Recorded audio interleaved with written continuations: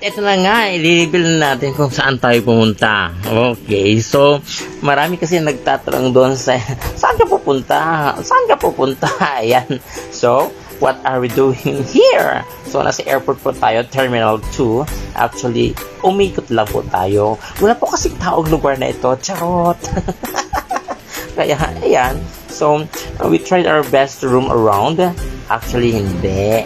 Ito yan, no? Karate lang talaga. Nag-practice lang ako ng karate. At yan, ikot ako dyan.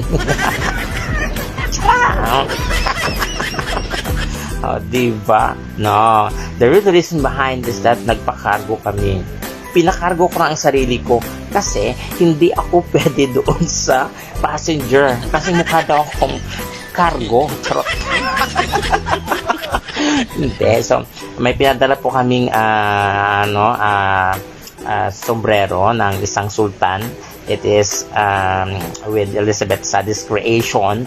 So, ayan, medyo mahaba ang pila, ang dami, takes us how many minutes, kaya medyo nag-stroll muna kami doon sa area ng terminal, passengers terminal, kasi dito sa PAL, what's called cargo terminal, medyo crowded, medyo puno ang cargo nila, kaya ayan, so, doon muna kami. So, that is the reason behind why is it that we are here in the terminal or in